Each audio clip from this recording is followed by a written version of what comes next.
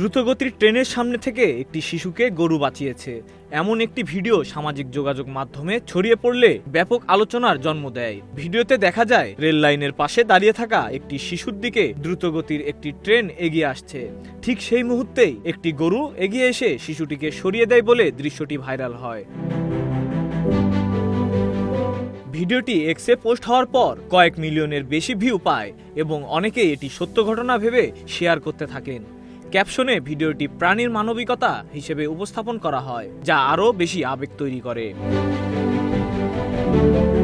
তবে অনুসন্ধানে জানা গেছে ভিডিওটি কোনো বাস্তব ঘটনা নয়, এটি কৃত্রিম বুদ্ধিমত্তা ও কম্পিউটার জেনারেটেড ইমেজারি প্রযুক্তি ব্যবহার করে তৈরি করা একটি ডিজিটাল কন্টেন্ট। বিশেষজ্ঞরা বলছেন আধুনিক এআই প্রযুক্তির মাধ্যমে এমন বাস্তবসম্মত ভিডিও তৈরি করা সম্ভব, যা সাধারণ দর্শকের কাছে সত্য বলেই মনে হয়। তারা আরও সতর্ক করে জানিয়েছেন সামাজিক মাধ্যমে ভাইরাল হওয়া যে কোনো ভিডিও যাচাই না করে বিশ্বাস বা শেয়ার করা উচিত নয়।